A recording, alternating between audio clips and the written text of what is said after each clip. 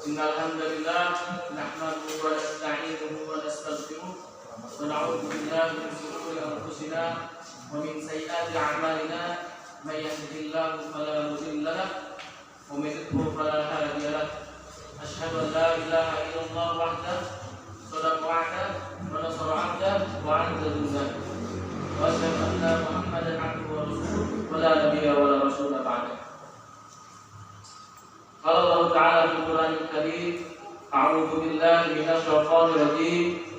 Ya ayyuhan nasu taqu rabbakum alladzi khalaqakum min nafsin wahidah wa khalaqa minha zawjaha wa batha minhuma rijalan katsiran wa nisaa wattaqullaha alladzi tasaaluna bihi wal arham innallaha kana bikum rahima.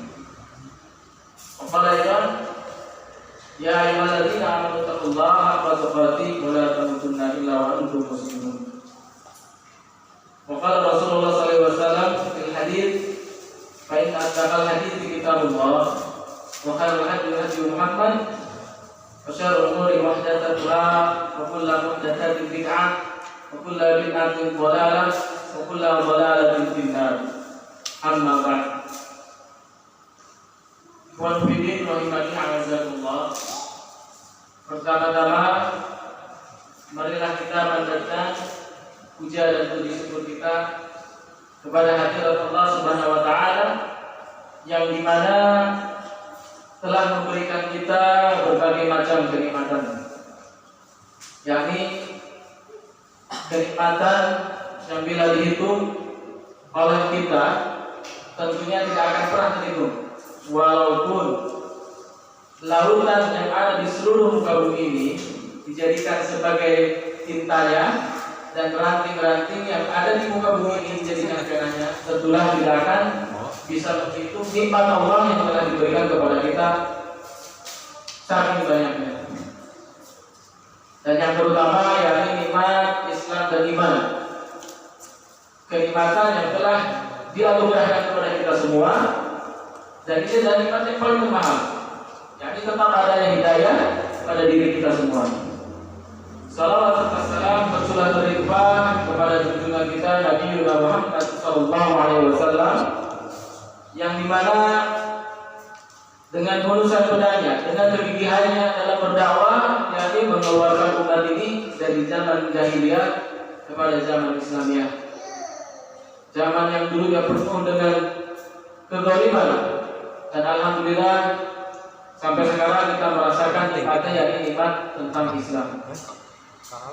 Baik, berdirinya saya di sini selaku MC akan membantu berjalannya acara ini. Yang pertama adalah al-ibtidah, pembukaan. Yang kedua yakni tausiah dari Ustaz Heri Susanto. Dan yang ketiga adalah tanya jawab. Yang keempat, yang terakhir adalah al-ikhtitam atau penutup. Langsung saja masuk ke acara yang pertama, yakni al-ikhtitam atau pembukaan. Mari kita buka majelis ini dengan bacaan basmalah. Alhamdulillah, dengan bacaan basmalah ini mudah-mudahan berkah Allah senantiasa menaungi kita dalam majelis ini. Amin ya rabbal alamin. Yang kedua, yakni acara ini adalah tausiah daripada Ustaz kita, yakni Ustaz Heri Susanto. Waktu dan tempat kami persilakan.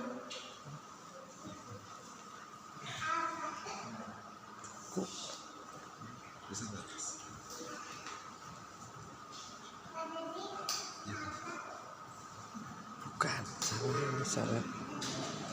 salah naruh. Salah info. Bismillahirrahmanirrahim. Assalamualaikum warahmatullahi wabarakatuh.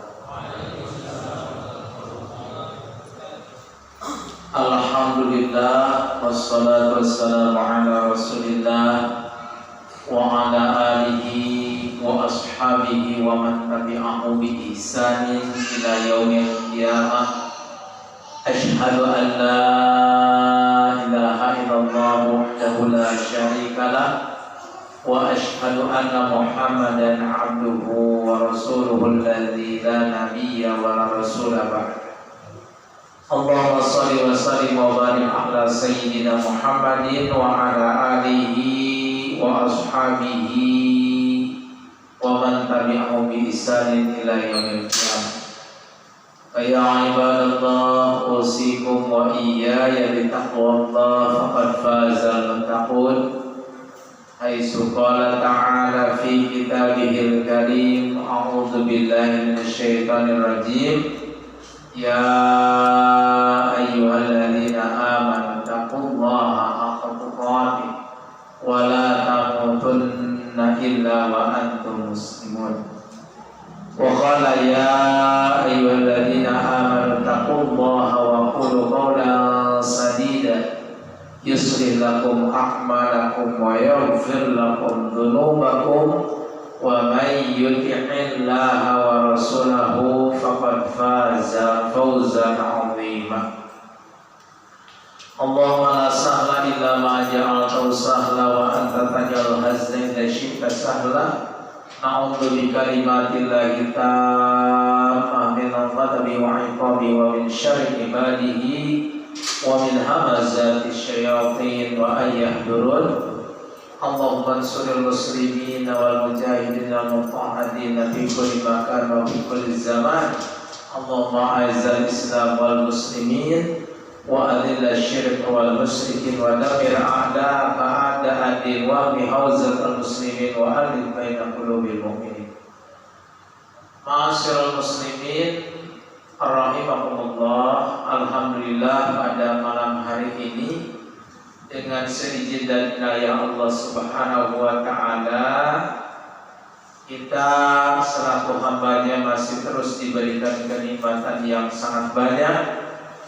Nikmat utama adalah nikmat iman dan Islam, juga nikmat kesehatan, sehingga kita pada malam hari ini diberikan kemudahan untuk bermajelis ilmu dan bersilaturahim, yang mana kedua perkara ini adalah perkara yang disyariatkan dan pahalanya sangat banyak.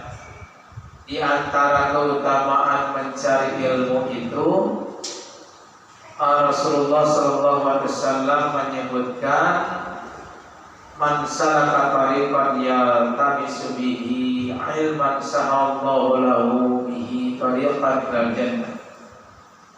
Siapa orang yang menempuh perjalanan disertai dengannya ilmu, maka Allah mudahkan baginya jalan menuju surga Allah. Ini yang pertama di antaranya. Jadi semoga kita termasuk orang-orang yang Allah mudahkan untuk masuk ke surga Allah. Amin ya rabbal alamin.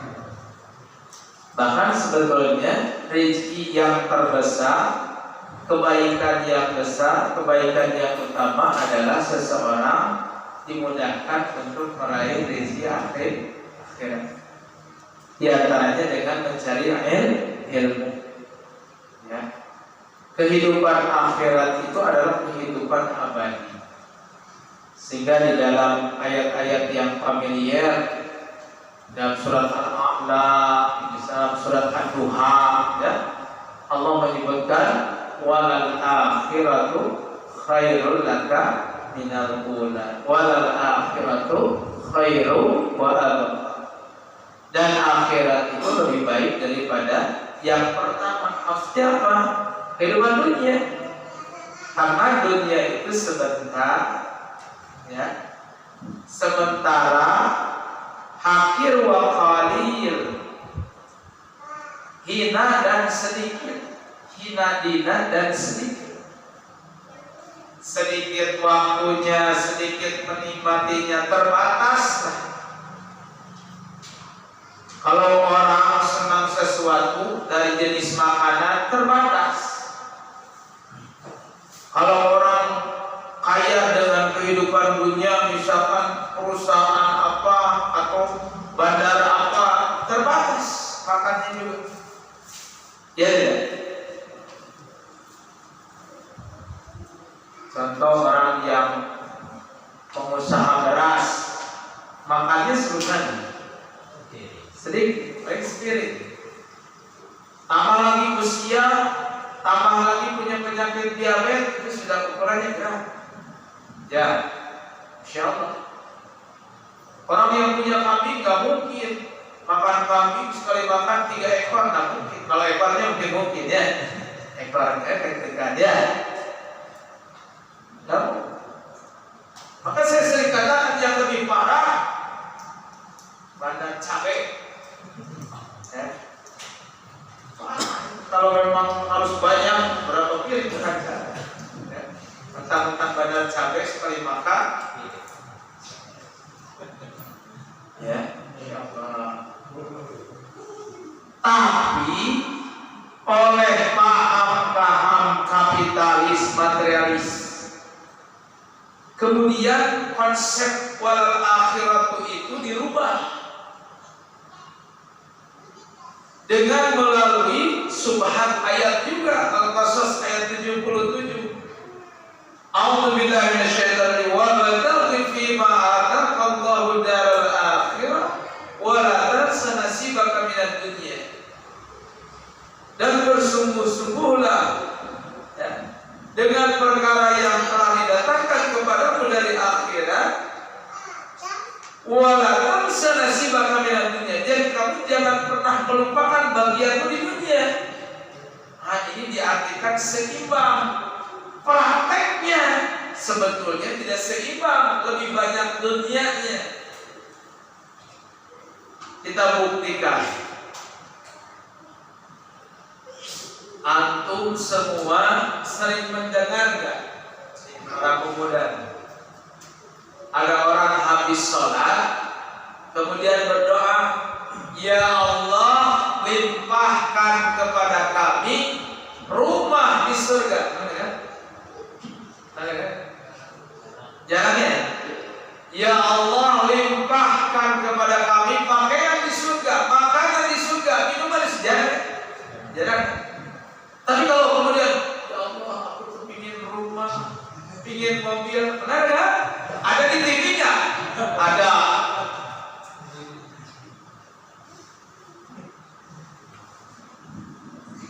Padahal dalam hadis, siapa orang yang terbangun di pagi harinya kemudian yang terpikir Allah jauhkan daripada dunia itu, Allah akan berikan dunianya sebatasnya dan kemudian dijadikan kebangkitan di dalam hati.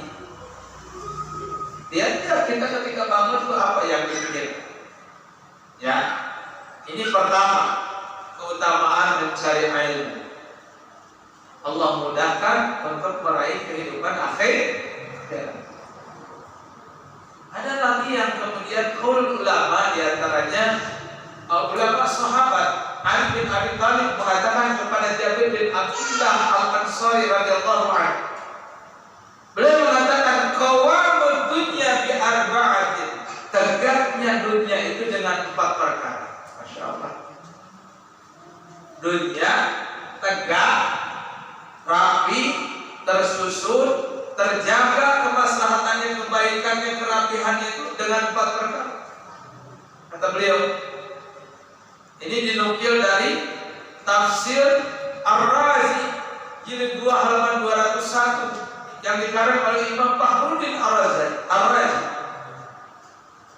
Ada 4. Pertama, bi'alimin ya'malu bi'ilmihi. Masya Allah. Tegaknya dunia itu dengan seorang alim, dengan para ulama yang mengamalkan ilmunya. Minumnya duduk ulama, pakai baca bismillah, tangan kanan. Ini udah jarang ulama begitu.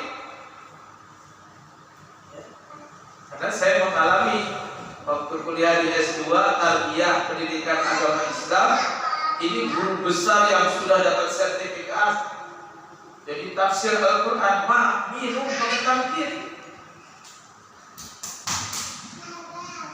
Padahal di dalam Bulughul Maram itu tentang adab makan dan minum. La yaqulanna ahadukum bishimalihi wa la yashrabanna Baina syaitan ya'kulu wa yashrabu bishimali. Tidaklah seseorang minum pakai tangan kiri, makan pakai tangan kiri, karena syaitan makan dan minum pakai tangan kiri. Mohon maaf, saya tanya, sering mendapat yang pakai tangan kiri? Di kehidupan kita sering dapat. Makanya Rasulullah kemudian sering berdoa berdasarkan ayat-ayat tentang diberikan kekuatan ilmu dan amal, meminta tentang kekuatan ilmu dan amal, seperti mendoakan sekaligus keponakan sekaligus anak angkat Ibnu Abbas. Ibnu Abbas itu anaknya Abbas radhiyallahu anhu. Rasul, Allahumma faqihu fiddin wa allimhu ta'wil. Ya Allah, pahamkanlah dia agama, kemudian ajarkanlah takwil, cara mentakwilkannya, cara mengamalkannya, insyaallah. Bahkan di dalam ayat wal asri innal insana lafi khusr illa alladziina amanu wa 'amilus shalihati wa tawassaw bil haqqi wa tawassaw bis sabr. Ini kekuatan ilmu dan amal untuk kemudian tidak rugi dan kemudian berikutnya wajahilun la yastankifu min ta'allumihi. Yang kedua adalah dunia akan datang dengan orang yang bodoh tapi dia tidak terhenti untuk belajar ilmu, belajar din, belajar Islam. Ya, insyaallah. Terus ya, insyaallah. Kemudian yang ketiga, wal ghina la yabkhalu bimalihi. Orang kaya yang tidak bakhil dengan hartanya untuk menginfakkan hartanya di jalan Allah, dan itu sudah Allah siapkan dengan surga-surga Allah, dengan selamatnya dari ancaman siksa neraka Allah. Salah satu contoh di antaranya ayat-ayat pertama surat Asy-Syaff ayat 10. A'udzubillahi minasyaitonir rajim. Ya ayyuhalladzina amanu hal adullukum ala tijaratin tunjikum min 'adzabin alim tu'minuna billahi wa rasulihi wa tujahiduna fi sabilillahi bi amwalikum wa anfusikum dzalikum khairul lakum in kuntum ta'lamun. Jadi Allah siapkan untuk selamat dari ancaman siksa neraka yang sangat pedih. Kalau orang kaya siap derma dengan kekayaannya itu untuk fisabilillah di jalan Allah, perjuangan di jalan Allah, membiayai semua fasilitas sarana-sarana untuk di jalan Allah, itu luar biasa, ya. Atau kemudian di dalam surat At-Taubah ayat 111, innallaha ashtara minal mu'minina anfusahum wa amwalahum bi anna lahumul jannah yuqatiluna fi sabilillahi fa yaqtuluna wa yaqtalun wa'dan 'alaihim fit tawrati wal injil wal qur'an wa man awfa bi 'ahdi min Allah fastabshiru bi bai'ikum alladhi bay'atum bi wa dzalika huwal fawzul 'adzim. Allah akan membeli dari orang-orang yang beriman itu jiwa dan harta mereka. Oh, Masya Allah. Ya. Baru kemudian yang keempat, wa fakirin la yabi akhiratahu di dunyahu. Ini salah satu keutamaannya. Jadi urutannya tadi orang jahil. Kemudian keempat adalah orang fakir yang tidak menjual akhiratnya dengan dunianya, artinya menjual akidah. Ya. Mohon maaf, berdasarkan data yang kita tercengang di luar prediksi, sering tidak terangkat berita ini, ternyata Indonesia itu ditargetkan 2030 jumlah kristenisasi sama jumlahnya 50%. Hari ini jumlah populasi kaum muslimin di tahun 2017 itu 63% lagi. Dan Indonesia lebih banyak yang murtad ketimbang Eropa. Eropa kebalik, banyak yang masuk Islam, masjid banyak. Ya. Apalagi yang hari ini ramai tentang RUU HIP itu paketnya banyak. Ya, peniadaan Al-Quran dan peniadaan Islam. Satu ayat dihina wajib marah dan bangkit. Ini seluruh ayat. Al-Quran dihina harus bangkit, ini Al-Quran ditiadakan. Islam dihina harus bangkit, jadi Islam ditiadakan. Dan secara masif, terorganisir, konstitusional itu terus diupayakan, dilebur pendidikan agama Islam itu kan mau ditiadakan. Lihat urutannya, pertama dikurangi jam. Pertama bukan dikurangi jam.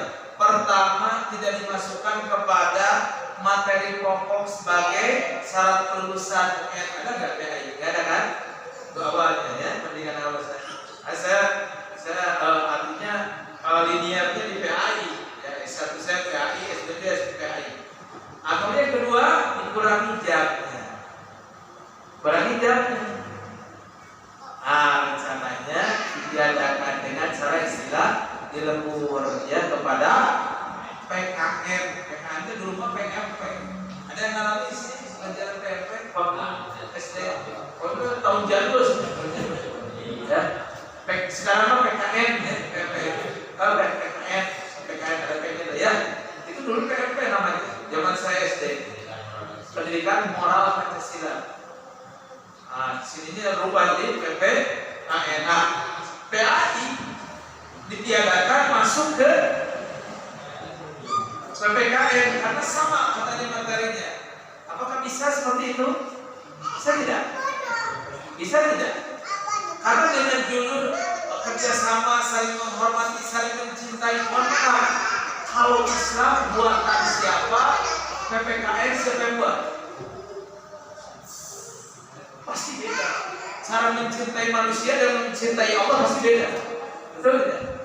Saya contoh gampang aja lah. Seorang ibu, seorang ayah, anaknya yang kecil begini atau anaknya yang baru SD kelas 1, begitu tidur dengar azan, dia katakan jangan dibangunin, kasihan baru tidur.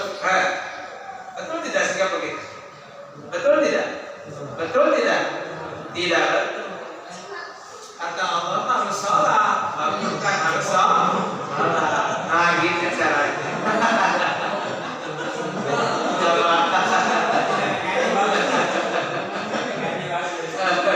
Ya, betul gitu, caranya beda kan? Iya, beda. Ya nggak apa-apa kan, maksudnya tadi cuma santai aja, sambil relax aja.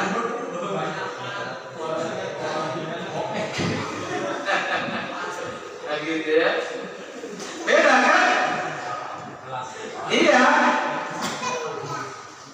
Cintanya, amannya manusia dengan Allah beda. Kayak anak masuk masjid lagi sholat, jangan ke masjid ribut melulu, dia mati di rumah. Betul tidak? Betul tidak? Tidak. Karena menurut Allah dari sejak kecil itu dibawa. Karena fitrah manusia itu membenarkan terhadap tauhidullah. Ya, ini dalam hatinya ini pembelajaran yang luar biasa. Tanpa disadari kita membiarkan anak-anak ini bermain di masjid. Dia para sahabat membawa anak-anaknya naik ke punggung saja. Itu kan dia sedang mendidik anaknya untuk pendidikan sholat. Minimal kenal dulu, setelah kenal tahu kualitas dan kewajiban, baru setelah itu tentang perintahnya. Gitu caranya. Ini gak usah dilarang. Cuma kalau terlalu membahayakan karena butuh moncut sih jangan, itu diambil dulu itu kan karena belum sampai pemahaman itu ya, tapi nggak boleh dilarang apalagi diusir ya. Allah harus jadi. Nah kemudian di dalam tafsir disebutkan fa'idha lam ya'malil alim bi'ilmihi istankafa jahilu bi amin ta'allu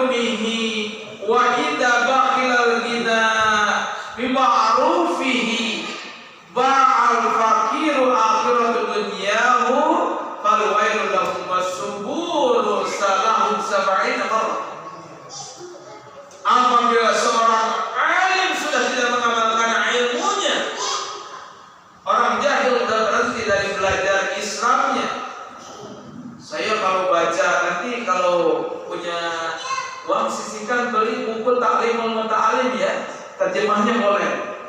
Jadi ternyata kewajiban mencari ilmu itu menghafal, mencatat segala macam. Termasuk mencatat kewajiban dan akhlak kita terhadap ilmu. Ternyata ada pepatah mengatakan al-ilmu saydun wal kitabatu qaiduha qaid suyudaka bil hibalil wathiqah. Ilmu itu seperti binatang buruan, catatan ibarat pengikat, ikat. Binatang buruan kalau didapat ikat dengan tali yang kuat. Seharusnya lepas lagi. Istilah kata bahasa orang Sunda nanti bubar pokok, tahu nggak? Ngerti nggak?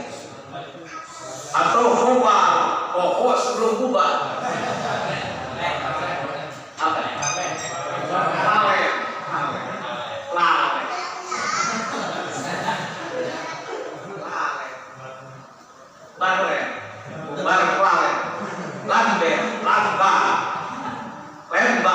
Lalen sebelum bubar. Kalau istilah Sunda hoba. Oh catatan, nanti lupa dilihat lagi. Oh iya ya. Yang kedua dihafal. Akhlak kita terhadap ilmu dihafal. Para ulama, para sahabat. Kemudian yang ketiga dihormati. Yang keempat diulang-ulang ilmu. Saya lihat di Kalimantan Utara itu diulang-ulang, dihormati dan diagungkan ilmu itu. Kenapa? Contoh Imam Ibnu Abbas ketika mendengar ada seorang sahabat yang kemudian mendengar hadis dari Rasulullah, tidak pandang jauh atau dekatnya jarak, tidak pandang lama atau seberapa singkatnya perjalanan, itu ditempuh sampai suatu ketika beliau mendengar bahwa ada sahabat yang mendengar dari hadis Rasulullah berjalan jauh puluhan kilo. Setelah datang kemudian waktunya siang dan sahabatnya lagi tidur, tidak berani tanya, tidak berani bertamu dulu karena didapati sedang istirahat. Itu karena menghormati, keberkahan ilmu itu dihormati dan diagungkan, luar biasa. Nah, kemudian beliau menggelar sehelai tikar alang-alang. Padahal siang itu adalah sedang musim angin berdebu, masya Allah, berdebu. Sehingga begitu didapati oleh sahabat terbangun, kenapa wahai keponakan Rasulullah, wahai anak Rasulullah, kok tidak sampai masuk? Aku menghormatimu. Wah, ini penghormatan terhadap itu luar biasa. Ya baik, masya Allah, itulah diantara kelebihan berilmu ya, mencari ilmu. Apalagi kita bermajelis di masjid, wah masya Allah ya. Baik, yang ingin saya sampaikan singkat saja, nanti dikembangkan dengan pertanyaannya kalau ada pertanyaan. Baik, saya ingin menyampaikan 10 kriteria Muslim. Sifat dan karakteristik Muslim itu harus seperti apa? Ya, jadi ini mungkin oleh-oleh dari saya sampaikan kepada teman kita, kepada saudara kita, pada yang kita cintai sebagai bentuk kecintaan kita kepada mereka. Karena terlepas daripada beda jamaah, beda rasmi, beda guru, beda kita, itu bukan masalah selama dasarnya jelas, tidak ada penghalang pembatal zamannya. Baik. Jadi yang pertama adalah salimul akidah, bersih akidah. Dan akidah ini merupakan fondasi utama dan pertama. Maka 13 tahun sahabat dididik tentang akidah, tentang iman. Ya. Di dalam hadis Jundar bin Abdullah ada yang mengatakan Jundub, ada Jundar. Beliau mengatakan radhiyallahu anhu, kunna ma'an Nabi sallallahu alaihi wasallam wa nahnu fityanun hazawir fata'allamna al-iman qabla an nata'allam al-Qur'an summa ta'allamna al-Qur'an fazdadna bihi iman. Kami bersama Rasulullah di usia yang belum remaja. Yang pertama kali kami pelajari adalah masalah iman. sebelum Al-Quran. Lalu setelah kami beriman, belajar Al-Quran, bertambahlah keimanan kepada kami. Mohon maaf, tolong, ini di luar banyak subhat. Iman itu cukup di hati. Yang penting hati, nggak bisa. Karena iman itu secara definisi saja harus mengandung 3 unsur. Ya. Jadi yang pertama adalah tasdiqun bil qalbi. Pertama, percaya seluruh 100% dengan hati. Namanya iman. Kalau rukun iman ada 6, ini nggak boleh ragu lagi urusan ini. Urusan iman kepada Allah dalam bentuk uluhiyahnya, dalam bentuk rububiyahnya, dalam asma wa sifatihi. Ya, uluhiyah Allah itu mencakup pemahaman la ma'budu bihaqqin illallah, tidak ada yang diibadahi kecuali Allah. La muta'a bihaqqin illallah, tidak ada yang ditaati mutlak secara sebenar-benarnya kecuali Allah. La mahbuba, tidak ada yang dicintai. La mahkuba bihi illallah. La musayyada, la mudhama, itu semuanya nanti bahasa deh. Yakin 100%, karena makna akidah itu adalah al-imanul jazim alladzi la yataqarrabu ilai syak ladail mu'taqid. Yang namanya iman al-akidah itu adalah keimanan yang jazim. Jazim itu sebenar-benarnya atau harga mati. Akidah urusan keyakinan begitu, yang tidak disertai kepadanya ragu sedikit pun bagi orang yang meyakininya. Kalau yang namanya akidah keyakinan mah baik batil ataupun hak itu begitu. Contoh misalkan menyenangi urusan klub sepak bola, udah cenderung dengan hatinya, ya. Maka kaosnya, tulisannya, nama klub sepak bola, di rumahnya ada benderanya, di kamarnya dicatnya warnanya, kan begitu. Nah itu baru keyakinan. Bahkan sampai kepada tahap pengorbanan jiwa sekalipun, bentrok dengan polisi tidak peduli. Kan ada ya yang penyuka klub bola gitu ya, tulisan di belakang tuh, kalau istilahnya cuma bahasanya kasar, di Indonesia kan begini, gak apa-apa pintu gak dibuka sama mertua, dicuekin sama istri, yang penting tidak berpisah dengan titik-titik. Terus sekarang suaranya disebut di sini dua. Tapi bahasanya kasar, dikepung sama polisi, siap segala macam. Nah, kalau kemudian penggemar sepak bola saja akidahnya seperti itu, apalagi meyakini akidah Islam, siap berjuang dan berkorban demi Islam. Tasdiqun bil qalbi wa iqrarun bil lisan wa amalun bil arkan atau bil jawarih. 3 konsep ini membenarkan dan mempercayai dengan hati 100%, mengikrarkan dengan lisan dengan mengucapkan syahadatain, kemudian dibuktikan dengan seluruh anggota badan, tangan, kaki, mata, telinga, semuanya digunakan untuk konsep iman itu. Ketika ada ayat ya ayyuhalladzina amanu taqullaha wa qulu qawlan sadida yusri lakum aqlakum wa yaghfir lakum dzunubakum wa may yuti'illaha wa rasulahu faqad faza. Wahai orang-orang yang beriman, bertakwalah kalian dan berucaplah dengan perkataan yang baik. Urusan perkataan aja Islam mengatur dengan 6 konsep.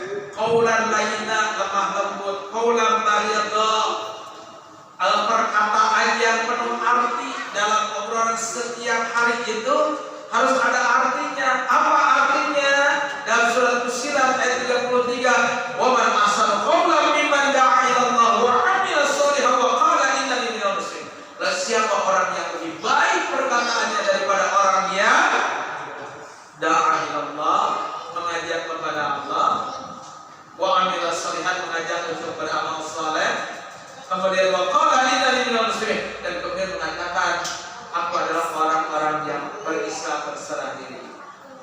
muslim itu kan diantara maknanya orang yang berserah diri kepada Allah dan Rasul. Kalau kata Allah dan Rasul begini, A, ya harus A. Kalau makan harus duduk. Kemudian qaulan baligha, qaulan maisura. Mudah, padat, singkat, namun dapat dipahami. Ya. Jawab. Mata, telinga, tangan, semua dikonsepkan untuk beribadah. Allah. Baik, yang kedua adalah sahihul ibadah. Kriteria muslim itu kriteria muslim. Yang kedua dibuktikan dengan sahihul ibadah, benar ibadah, haidiyahnya, niatnya, ya. Jadi niat ikhlas, kemudian syarat yang kedua mencontoh Rasul.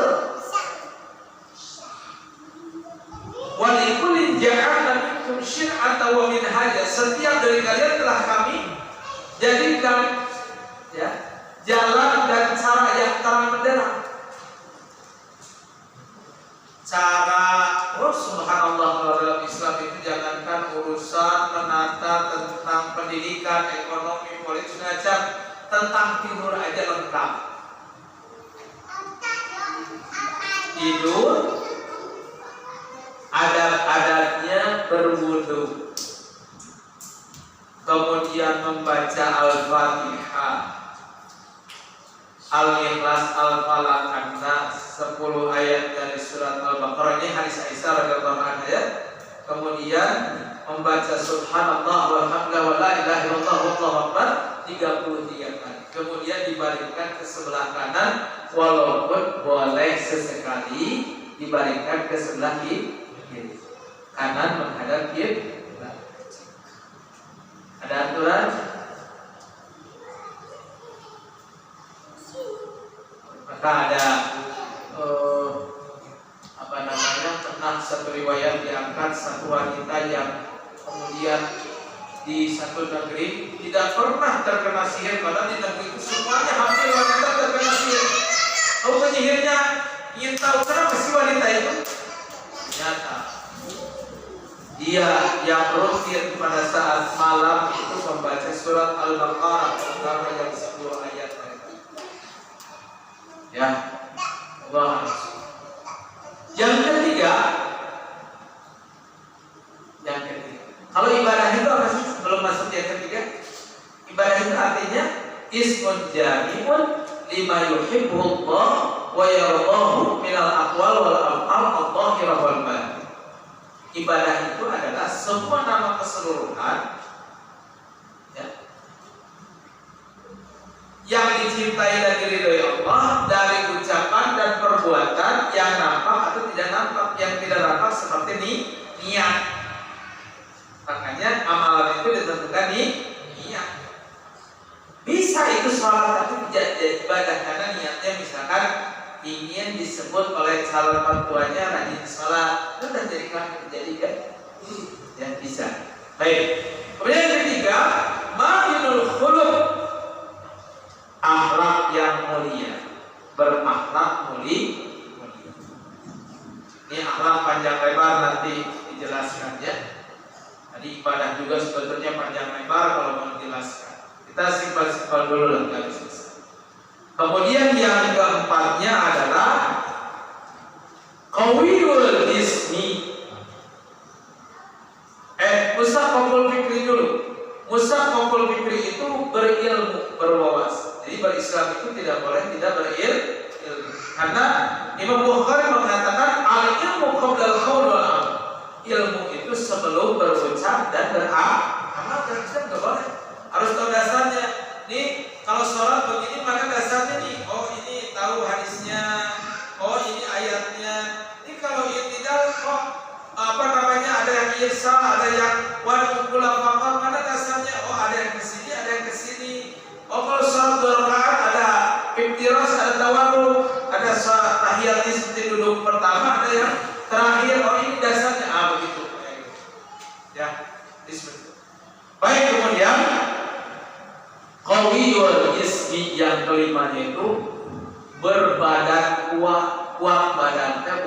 untuk pamer, apalagi buat kedoliman, jadi preman segala macam, alhamdulillah bukan. Tetapi untuk membela Islam. Qawiyul jismi dalam hadis al-mu'minul qawiyyu khairu wa habbu ila Allah minal mu'minil dha'if wa bi khairin iris ala ma yanfa'uka wasta'in bila wala ta'ti fa idza asabaka shay'un fala taqul lahu kana kada walakin qadarullah wa ma syaa fa'ala. Orang mukmin yang kuat itu ya lebih baik dan lebih dicintai oleh Allah. Walaupun makna kuat itu para ulama menjelaskan panjang lebar.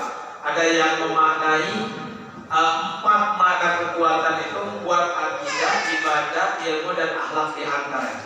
Ya, ada juga kuat kemauan seperti itu. Wallahu a'lam. Jadi kekuatan para nabi kuat tidak di sini. Mohon maaf, para nabi kuat tidak di sini. Nabi Daud kuat. Nabi kita Nabi Muhammad SAW kuat. Semua Nabi itu kuat. Nabi Muhammad itu kuat di sini. Makanya tuh pegulat Mesir ketika Muhammad jika kau Rasul buktikan kalahkan aku. Wah, dipinting sama Nabi. Dipinting kayak apa ini ya? Dipinting. Ya. Dipinting. Kalah. Kemudian terbukti balapan 2 kali putaran dari Madinah ke Makkah berkuda.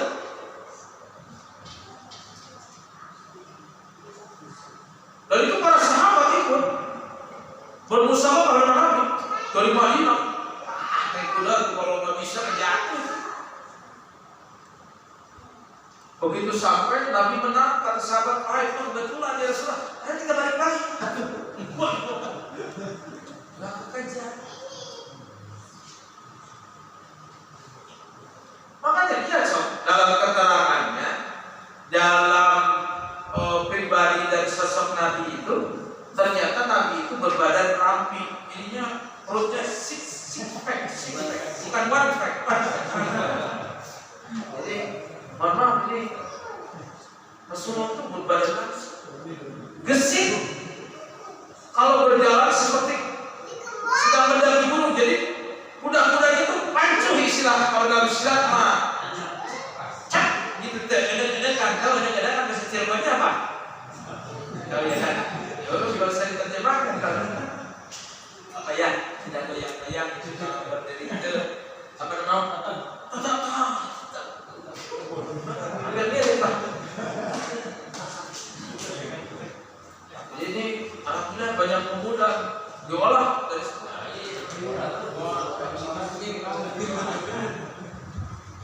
ya, walaupun kita bukan atlet MMA tapi harus siap untuk Islam karena di antara kriteria muslim itu kuat badan, kuat fisik, kuat cara berpikir.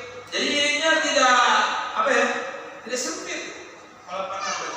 Makanya Hudzaifah al-Yaman mengatakan at-tafakkar sa'atan khairun min ibadati yaum. Berpikir sejenak itu lebih baik daripada ibadah seharian. Belajar melatih ini gitu. Biar kritis.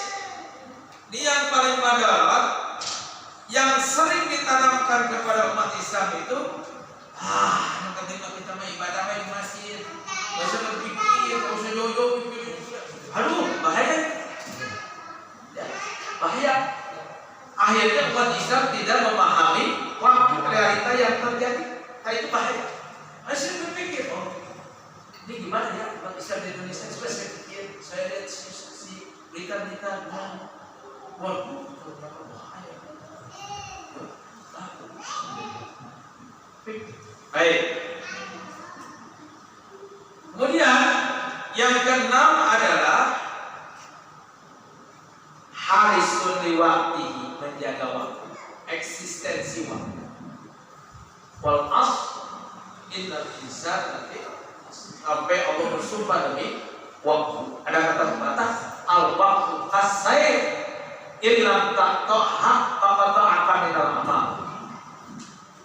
Waktu ibarat pedang, kau tidak gunakan itu maka akan menebas amalan. Apa bukti sederhananya? Waduh, saya menyesal. Kenapa tidak dari kecil menghafal Al-Quran? Waduh, saya menyesal. Kenapa dulu waktu belum nikah tidak menghafal Al-Arba'in An-Nawawi? Banyak menyesal. Coba kalau dulu waktu kecil lagi muda. Ini pemuda, gunakan menghafal Al-Quran. Menghafal Al-Quran.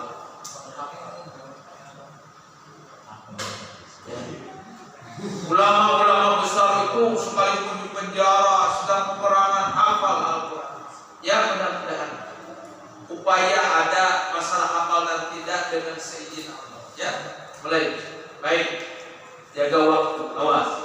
Kita jangan sampai terjebak dengan waktu ngobrol. Ternyata ucapan itu di dalam kitab tentang tazkiyah itu ada seorang ulama besar yang bertamu melihat istana yang begitu mewahnya. Dia mengatakan, alangkah indahnya di istana. Siapa yang punya? Masya Allah. Setelah itu dia bayar kiparat dari ucapan yang tidak ada arti itu setahun berturut-turutnya. Sampai menjaga istana. Kalau tidak ada apa-apa, nggak usah makan. Nggak usah. Kita makan seringnya guyon, main-main, ngebodor. Emangnya nggak dihisab yaumil akhir. Wa ma yalfidu min qawlin illa ladaihi raqibun atid. Awas, belajar menahan syahwat dari bicara. Karena yang mematikan hati itu 4 perkara: banyak makan, banyak ketawa, banyak bicara, banyak melihat. Melihat yang bukan haknya untuk diri. Ustaz siapa nggak pernah lihat atau mahram di jalan, tapi di Android Pak Ustaz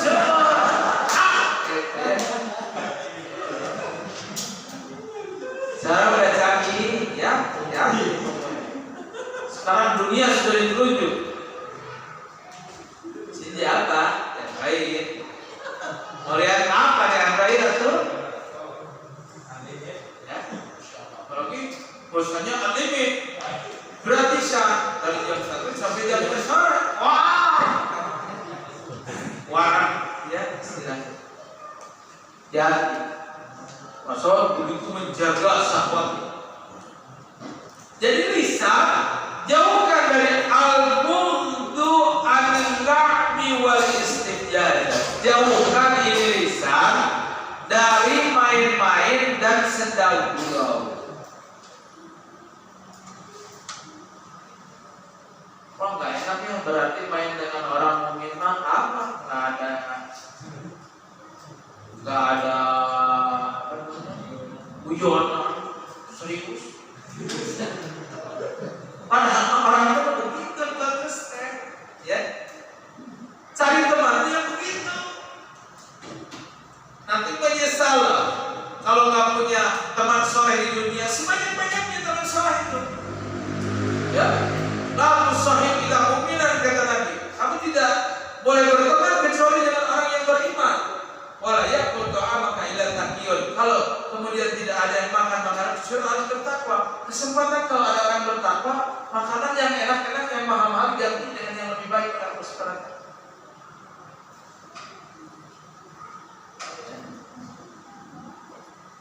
Gitu.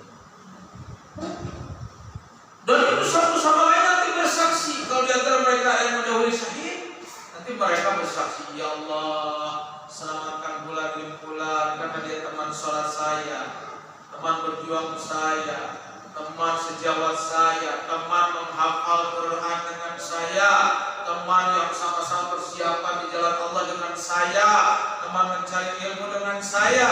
Dan pernah kan dalam kejadian riwayat itu Toto Ali dan Raka dipanggil oleh Allah, kamu masuk surga? Masuk surga. Lalu teman-teman bertanya, Kalimat, Ali Abu Kasih